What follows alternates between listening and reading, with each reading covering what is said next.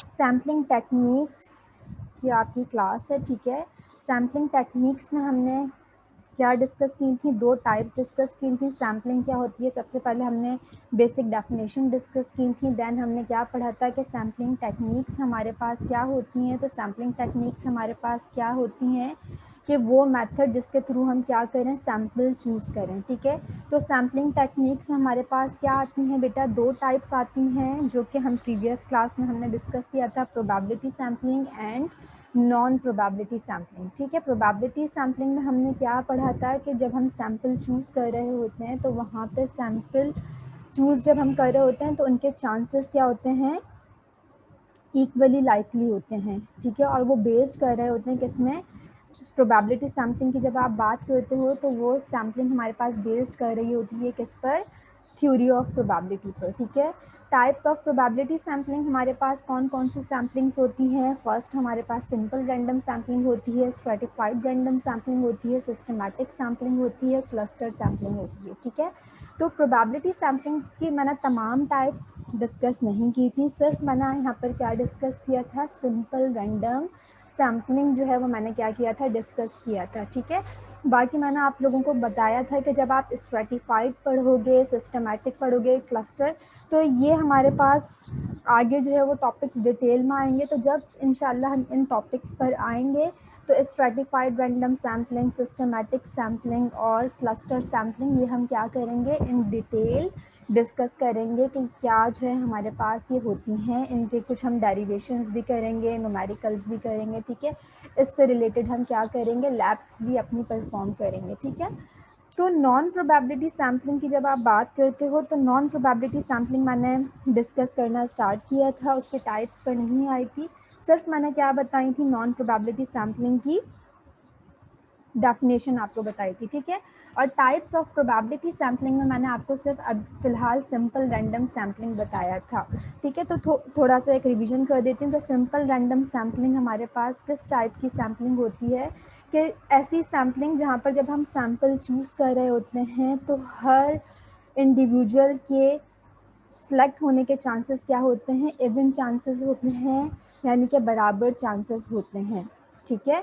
Example मैंने आपको क्या दी थी बेटा, सिंपल रैंडम सैम्पलिंग की, कि जब आप बात करते हो सिंपल रैंडम सैम्पलिंग की तो यहाँ पर हम क्या करते हैं, जो भी हमारे पास सैम्पलिंग में क्या होते हैं, इन रिजल्ट्स होते हैं जो भी हमारे पास, या जो भी हमारे पास इंडिविजुअल्स होते हैं उनको हम क्या करते हैं, नंबर अलॉट करते हैं, ठीक है। तो इसकी मैंने एग्जांपल दी थी। फॉर एग्जांपल अगर आप बात करो किसकी, लकी ड्रॉ की, तो लकी ड्रॉ वगैरह इसमें क्या होते हैं कि आप जो भी आपके पास सैंपल होता है उसको आप नंबर अलॉट करते हो, देन रैंडमली आप कोई सा भी नंबर क्या कर लेते हो, पिक कर लेते हो, ठीक है। तो ऐसी सैम्पलिंग हमारे पास क्या कहलाती है, सिंपल रैंडम सैम्पलिंग कहलाती है, जहाँ पर हम कुछ नंबर असाइन करते हैं या through electronic tables, electronic software हम क्या करते हैं, नंबर्स अलॉट करते हैं, या रैंडम नंबर जनरेशन के थ्रू हम क्या, रैंडम नंबर टेबल के थ्रू हम क्या करते हैं, यहाँ पर नंबर अलॉट करते हैं। तो वो सैम्पलिंग जहाँ पर किसी गेम की बात हो रही हो, किसी चांस की बात हो रही हो, तो वो सैम्पलिंग हमारे पास किस में आ जाती है, सिंपल रैंडम सैम्पलिंग में आ जाती है। प्रोबेबिलिटी सैम्पलिंग में मैंने आपसे जो डिस्कस की थी वो सिर्फ सिंपल रैंडम सैम्पलिंग की थी, ठीक है। हर क्लास में बेटा थोड़ा सा रिवीजन क्यों देती हूँ मैं, ताकि आप लोग रट्टे ना लगाओ, ठीक है। जो आप पढ़ रहे हो थ्योरी, कम से कम थ्योरी, चलो डेरिवेशन, न्यूमेरिकल्स इसमें तो आपको प्रैक्टिस करने की ज़रूरत पड़ती है, ठीक है। लेकिन थ्योरी जो आपको पढ़ाई जा रही है तो वो रिपीट करने का मकसद सिर्फ ये होता है कि एक ओवरव्यू देने का मकसद ये होता है कि जो आप पढ़ रहे हो वो आपके दिमाग में बैठ जाए, ठीक है। क्योंकि रट्टा लगाना सोल्यूशन नहीं होता है, कि बहुत सारे स्टूडेंट्स होते हैं कि जो स्टार्टिंग टॉपिक्स हमारे सैम्पलिंग में क्योंकि थ्योरी हैं तो स्टूडेंट्स एग्जाम में प्रिपरेशन में क्या कर रहे होते हैं, रट्टे लगा रहे होते हैं, लंबी लंबी डेफिनेशंस याद कर रहे हैं। और हालांकि बेटा ये जो टॉपिक्स हैं अगर आप इनको समझ लोगे तो आप अपनी ओन वर्डिंग्स में भी लिख सकते हो कि हमारे पास ये सैम्पलिंग कैसी होती है। आप एग्जाम्पल देकर जो है वो टीचर को एक्सप्लेन कर सकते हो, या आप डेफिनेशन जो है वो खुद से जो है वो लिखकर अपनी ओन वर्डिंग्स में लिखकर जो है वो बता सकते हो। तो इन सब चीज़ों को याद करने की ज़रूरत नहीं है, सिर्फ समझना इसको अच्छे तरीके से, ठीक है। अब देखो बेटा किसकी बात हो रही है, नॉन प्रोबेबिलिटी सैम्पलिंग पर हम आ गए, ठीक है। नॉन प्रोबेबिलिटी सैम्पलिंग की आपके पास यहाँ पर डेफिनेशन क्या लिखी हुई है, in non probability sampling the units of the population are selected by own judgement of the selectors not by chance. सबसे मेन डेफिनेशन तो क्या है इसकी यहाँ पर लिखी हुई है। क्या मतलब बेटा, जब हम प्रोबेबिलिटी सैम्पलिंग की बात कर रहे होते हैं तो वहाँ पर हम क्या कह रहे होते हैं कि सैम्पल को हम चूज़ करते हैं किस तरीके से, ऑन चांसेस हम क्या करते हैं, सैम्पलिंग को, सैम्पल जो है वो क्या करते हैं, चूज़ करते हैं, जो कि बेस्ड कर रहा होता है किसमें, किस पर, प्रोबेबिलिटी थ्योरी पर, ठीक है। लेकिन जब आप बात करते हो बेटा किसकी, नॉन प्रोबेबिलिटी सैम्पलिंग की, तो नॉन प्रोबेबिलिटी सैम्पलिंग में आवाज़ कट रही है, वजाहत बेटा अपना नेटवर्क जो है वो चेक करो। बाकी सबको आ रही है मेरी आवाज़ क्लियर? जी मिस आपकी बात सही आ रही है। ठीक है बेटा, तो आप अपना नेट कनेक्शन जो है वो चेक करो, शायद वहाँ पर कुछ प्रॉब्लम होगा, ठीक है। तो जब आप बात करते हो बेटा नॉन प्रोबेबिलिटी सैम्पलिंग की, तो नॉन प्रोबेबिलिटी सैम्पलिंग में जब आपके पास सैम्पलिंग यूनिट्स पॉपुलेशन में से सिलेक्ट किए जाते हैं तो वो जजमेंट की बेस पर, सिलेक्टर्स होते हैं उनकी जजमेंट की बेस पर जो है वो सैंपल सिलेक्ट किया जाता है, ऑन बेस्ड ऑफ चांसेस जो है वो सैंपल सिलेक्ट नहीं किया जाता, ठीक है। अब फर्दर यहाँ पे क्या लिखा हुआ है, in this sampling the selection of an element is not based on probability theory, ठीक है। इन अदर वर्ड्स पहले मैंने क्या कहा कि बेटा माइक म्यूट कर दो क्रुतुल एंड रफीक, ठीक है। तो इन अदर वर्ड्स इसी डेफिनेशन को इन्होंने क्या बता दिया कि जब आप बात करते हो नॉन प्रोबेबिलिटी सैम्पलिंग की, तो यहाँ पर जो है वो प्रोबेबिलिटी थ्योरी पर बेस्ड नहीं कर रही होती, लेकिन personal judgement, but the personal judgement plays an important role in the selection of the sample. लेकिन पर्सनल जजमेंट जो है वो क्या करती है, बहुत बेस्ड,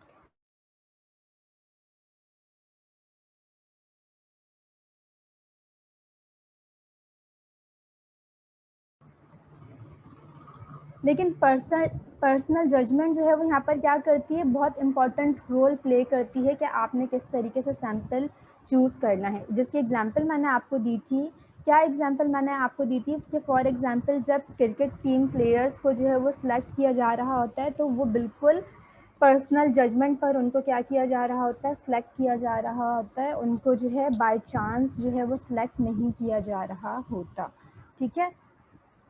टाइप्स हमारे पास क्या होती हैं बेटा नॉन प्रोबेबिलिटी सैम्पलिंग की। फर्स्ट आपके पास यहाँ पर जो टाइप लिखी हुई है वो आपके पास क्या लिखी हुई है, कन्वीनियंस सैम्पलिंग, ठीक है।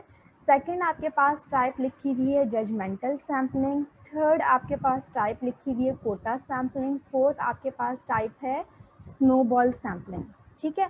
अब देखो सबसे पहले आ जाओ किस पर, कन्वीनियंस सैम्पलिंग, ठीक है।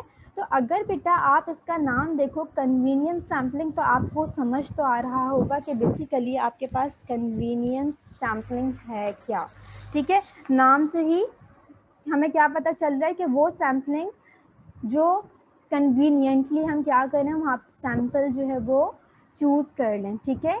कन्वीनियंस नेम से ही हमें क्या आ रहा है, समझ आ रहा है कि कन्वीनियंस सैम्पलिंग आपके पास क्या होगी।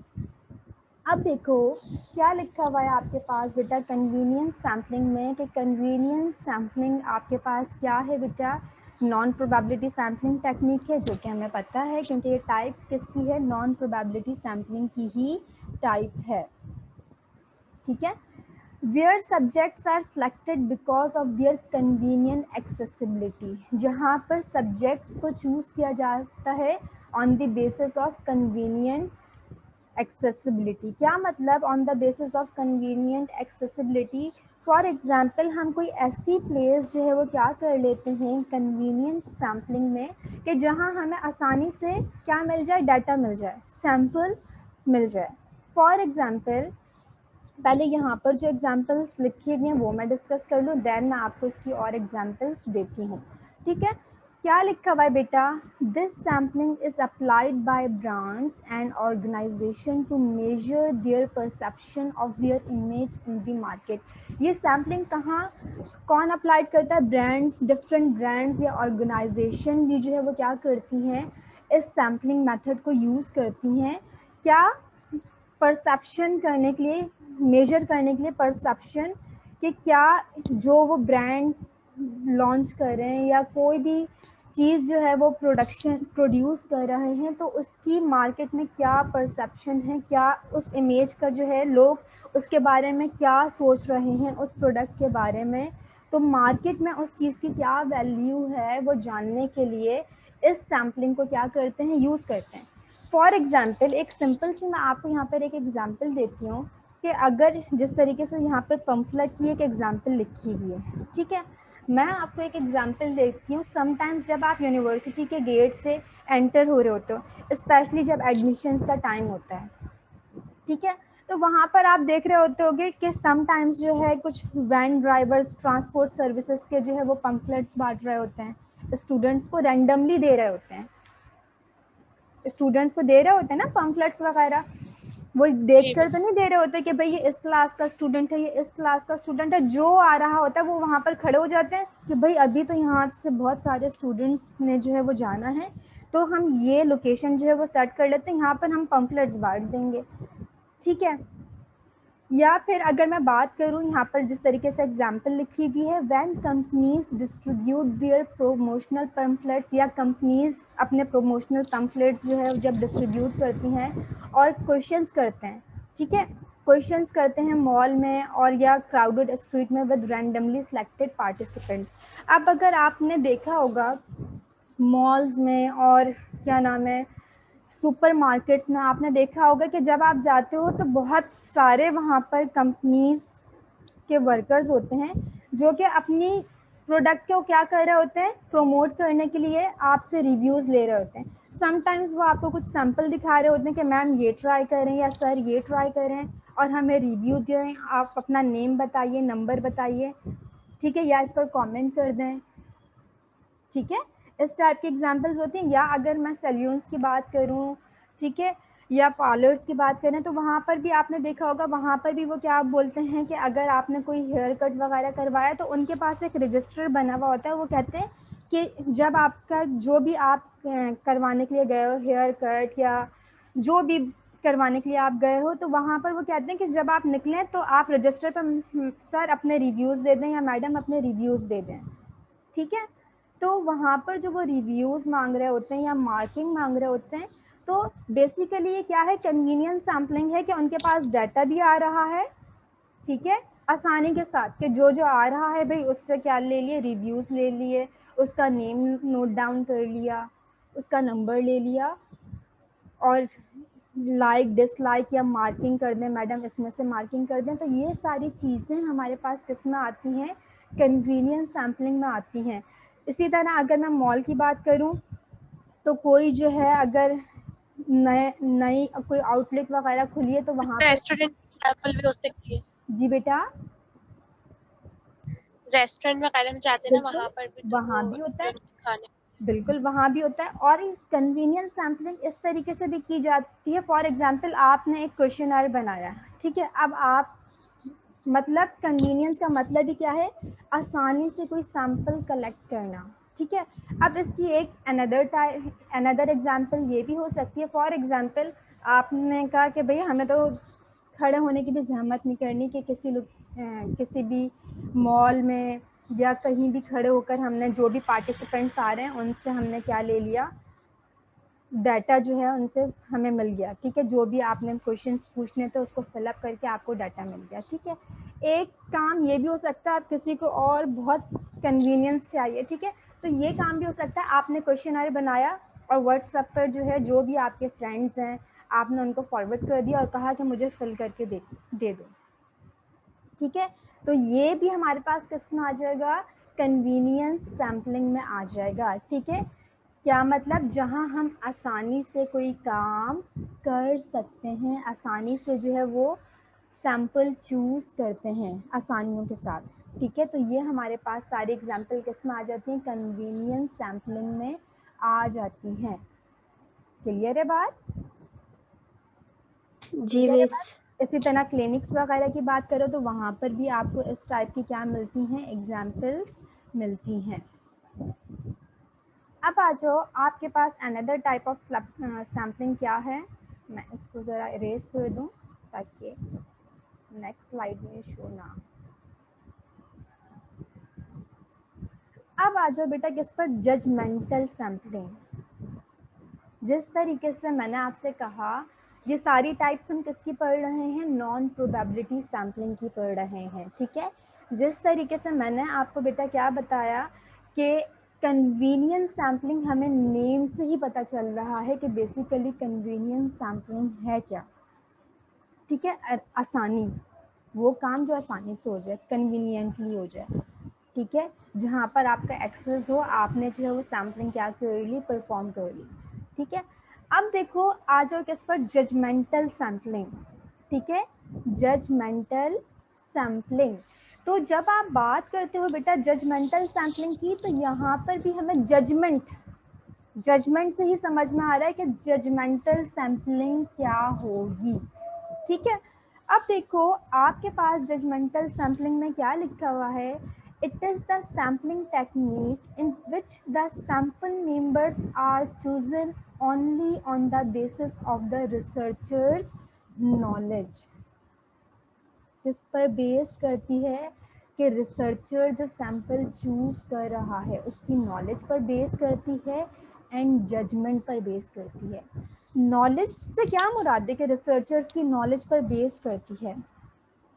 फॉर एग्जाम्पल कि अगर उसने कोई सैंपल चूज़ करना है तो रिसर्चर को ये नॉलेज होनी चाहिए कि मुझे जिस सैंपल पर काम करना है तो मुझे किस टाइप की पॉपुलेशन जो है वो चूज़ करनी है, ठीक है, कि जो मैं एनालिसिस कर रहा हूँ या जो भी मैं रिपोर्ट तैयार कर रहा हूँ तो उसमें मुझे कौन सा सैंपल चाहिए, कौन सा सैंपल रिक्वायर्ड है। तो उस बेसिस पर जो है वो रिसर्चर्स की नॉलेज की बेस पर और जजमेंट की बेस पर हम क्या करते हैं, जजमेंटल सैम्पलिंग जो है वो क्या करते हैं, अप्लाई करते हैं, ठीक है। कौन सी सैम्पलिंग टेक्निक है जहाँ पर सैंपल मेंबर्स जो है वो चूज़ होते हैं, किसकी बेसिस पर, रिसर्चर्स नॉलेज और जजमेंट पर क्या होते हैं, सैंपल मेंबर्स को चूज़ किया जाता है। अब देखो फर्दर आपके पास यहाँ पर क्या लिखा हुआ है, if researchers has full knowledge of the population to be sampled. अगर जो है रिसर्चर को ये कंप्लीट नॉलेज है कि उसने कौन सा सैंपल जो है वो चूज करना है, ठीक है, then his finding would be accurate. तो उसकी फाइंडिंग्स जो वो कर रहा है, मतलब जो भी वो एनालिसिस परफॉर्म करेगा तो उसके रिजल्ट्स जो हैं वो एक्यूरेट आ सकते हैं। अगर रिसर्चर्स को ये नॉलेज है कि उसने अपनी फाइंडिंग्स के लिए जो है वो कौन सा सैंपल जो है वो चूज़ करना है, ठीक है।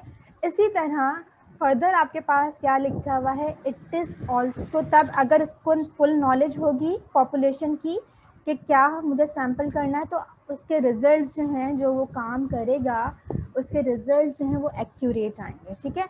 अब फर्दर आपके पास क्या लिखा हुआ है, it is also called purposive sampling और ऑथोरिटेटिव सैम्पलिंग, ठीक है। अथॉरिटेटिव सैम्पलिंग, इसको आप क्या कहते हो, पर्पजिव सैम्पलिंग भी कहते हो और अथॉरिटेटिव सैम्पलिंग भी कहते हो, ठीक है।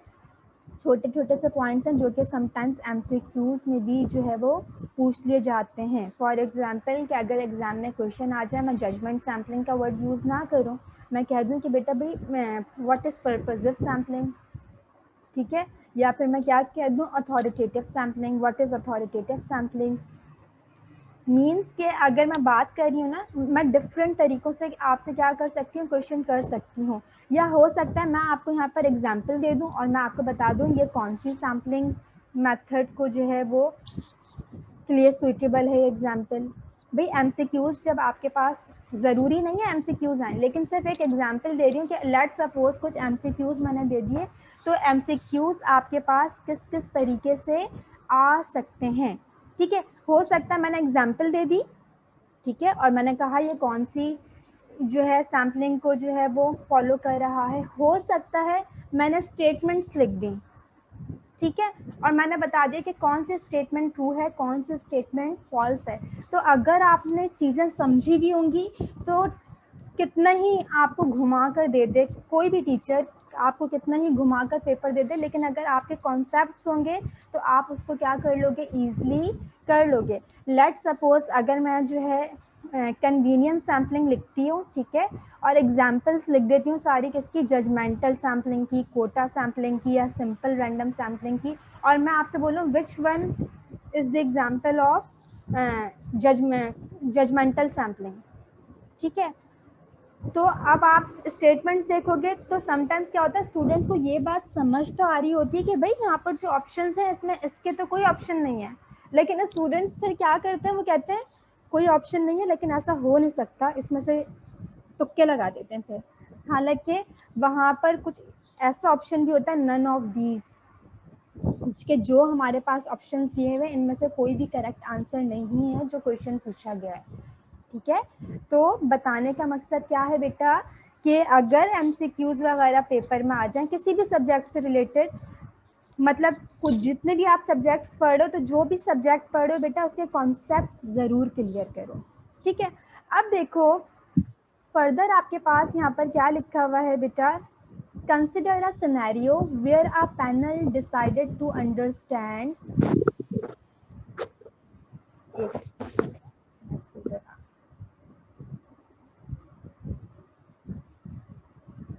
हाँ जी, क्या लिखा हुआ है, consider a scenario where a panel decides to understand what are the factors, क्या फैक्टर्स होते हैं which lead a person to select accountant as a profession.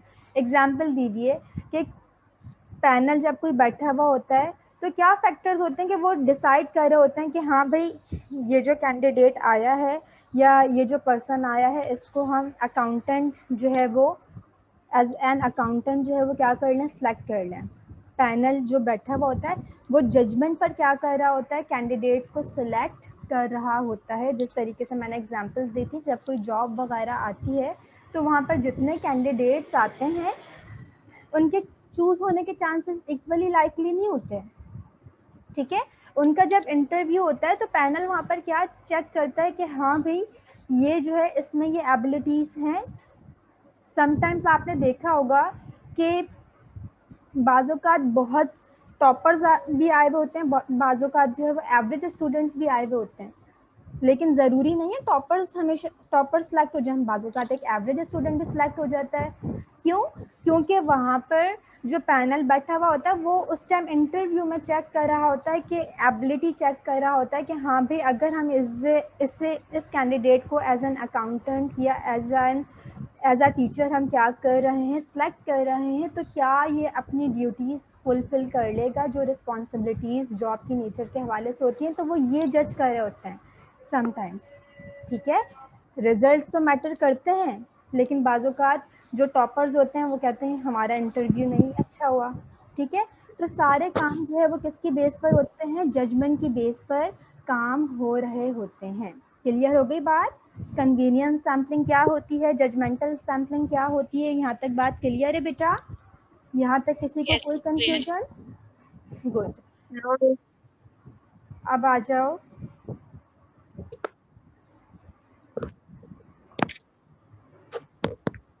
Kota sampling पर। कोटा सैम्पलिंग, कोटा हमें वर्ड पढ़कर ही नेम पढ़कर ही समझ आ रहा है कि कोटा सैम्पलिंग में क्या होगा, ठीक है। तो अब क्या लिखा हुआ है कोटा सैम्पलिंग में आपके पास, in quota sampling each investigator is allocated a quota of persons which are to be interviewed, ठीक है। कोटा सैम्पलिंग में जो इन्वेस्टिगेटर होते हैं वो क्या करते हैं, पर्सन्स का कोटा जो है वो एलोकेट कर देते हैं इंटर के इन पर्सन्स के डिफरेंट कोटा में जो है वो क्या होंगे, इंटरव्यू किया जाएगा, ठीक है। कोटा मतलब कि आप स्पेसिफाई कर देंगे सम कैरेक्टरिस्टिक्स, जो आपने सैंपल चूज करना है पॉपुलेशन में से, तो आप डिफरेंट कोटा बना देंगे, ठीक है। यानी कि डिफरेंट कैरेक्टरिस्टिक्स की बेस पर क्या कर देंगे, ग्रुप्स बना देंगे, ठीक है। कोटा होता क्या है वैसे बता सकते हो? जी समझ नहीं आया क्या मतलब। मैं पूछ रही हूँ कोटा बता सकते हो होता क्या है? कोटा वर्ड तो सुना होगा आप लोगों ने। जी मैडम सुना है।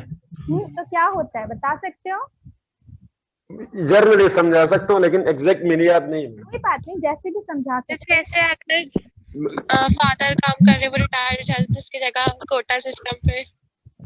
मैडम इसमें ये होता है कि ये जो वफाक की तरफ से जो भी जॉब्स ऑफर होती है, हर जो है प्रोविंस के लिए इतने मतलब हम इस प्रोविंस से इतने बंदे ले लेंगे, उस प्रोविंस से इतने बंदे लेंगे, जो वेरी बैकवर्ड गुड, एरिया से वहां से एक्सेलेंट, न ले, ये वेरी इसको गुड। बोलते दिस इज कॉल्ड कोटा।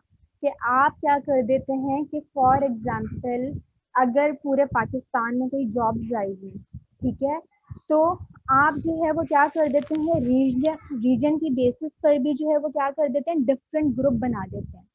ठीक है, फॉर एग्जाम्पल आपने कहा कि पंजाब से इतने लोगों को चूज करना है, सिंध से इतने लोगों को चूज करना है। आप नंबर ऑफ पर्सन्स जो है वो क्या कर देते हैं, रेस्ट्रिक्ट कर देते हैं कि इतने पर्सन्स जो है वो क्या होने चाहिए, इस प्रोविंस से होने चाहिए, इतने पर्सन्स जो है वो इस प्रोविंस से होने चाहिए। ठीक है, ये तो हमारे पास थी ज्योग्राफिकल एग्जाम्पल रीजन के हवाले से। ठीक है, कि हमने रीजन जो है वो क्या कर दिए, स्पेसिफाई कर दिए। ठीक है, इसी तरह और एग्जाम्पल्स इसकी क्या है कि फॉर एग्जाम्पल आपके पास पॉपुलेशन है एक, उसमें आपके पास क्या है, मेल्स भी हैं और फीमेल्स भी हैं। ठीक है, तो आप क्या, आपको रिस्ट्रिक्शन दे दी जाएगी कि आपने, इन्वेस्टिगेटर जो है वो इंस्ट्रक्शन आपको देगा कि आपने फॉर एग्जाम्पल आपके पास टोटल पॉपुलेशन किसकी है, 100 की पॉपुलेशन है। ठीक है, अब इन्वेस्टिगेटर ने आपको क्या कहा, इन्वेस्टिगेटर ने आपसे कहा कि भाई फीमेल्स जो आपने चूज करनी है ना, तो 45 फीमेल्स का इंटरव्यू करना है। ठीक है, और रिमेनिंग जो आपके पास बचे वो आपने किसका इंटरव्यू करना है, मेल का इंटरव्यू करना है। ठीक है, तो इस टाइप की सैम्पलिंग को हम क्या कहते हैं, कोटा सैम्पलिंग करते हैं। ये तो मैंने जेंडर की एग्जांपल दे दी। इसी तरह अगर मैं बात करूं, हो सकता है वो आपके पास जो पॉपुलेशन है वो वहां पर क्या कर दें, एज में डिवाइड कर दें, ग्रुप्स बना दें 16 to 20 पर, जिनकी एज बिटवीन है किसके, 16 to 20, उसमें से इतने पर्सन्स को सिलेक्ट करना है। जिनकी एज है 25 to 30, उसमें से इतने पर्सन्स को सिलेक्ट करना है। ये आपके पास क्या होती है, डिफरेंट कोटाज जो है वो बता देते हैं कि आपने इस ग्रुप में से इतना सैंपल या इतने लोगों का क्या लेना है, इंटरव्यू लेना है, या इतने लोगों को आपने क्या करना है, सिलेक्ट करना है। ठीक है, या फिर आप इसके एग्जाम्पल, जिस तरीके से जेंडर की हमने एग्जाम्पल ली, जिस तरीके से हमने डिफरेंट एज के कोटाज बना दिए गए, इसी तरह आप क्या एग्जाम्पल ले सकते हो। For example socio economic status इन्होंने ले लिया। सोशियो इकोनॉमिक स्टेटस क्या होता है, जहां पर आपके पास कौन कौन सी क्लासेस आ जाती हैं, लो क्लास, मिडिल क्लास, ठीक है, और हाई क्लास। जब हम देख रहे होते हैं तो क्या होते हैं, सोशियो इकोनॉमिक स्टेटस में हमारे पास ये 3 स्टेटस होते हैं ना, कि ये लो क्लास है, ये मिडिल क्लास है, ये हाई क्लास है। देख रहे होते हैं ना हम। ठीक है, तो यहाँ पर आपके पास ये भी क्या है कि अगर लो क्लास है तो यहाँ से इतने लोग चूज करने हैं। ठीक है, फॉर एग्जाम्पल आपसे बोल दिया गया 30% यहाँ से आपने चूज करना है। ठीक है, मिडिल क्लास में से जो है वो आपने, बेटा माइक्स अपने म्यूट कर दीजिए। ठीक है, मिडिल क्लास में से आपने 30% चूज करना है, और रिमेनिंग जो है आपने किस में से चूज करना है, हाई क्लास में से चूज करना है। तो ये हमारे पास इन्वेस्टिगेटर जो है वो क्या कर देता है, डिफरेंट कोटा अलाउड कर देता है। कोटा मतलब क्या, कोटा का मतलब क्या है कि डिफरेंट करेक्टरिस्टिक्स की बेस पर हम क्या कर देते हैं, ग्रुप्स बना देते हैं। वो ग्रुप्स जो है वो रीजनल बेसिस पर भी हो सकते हैं। For example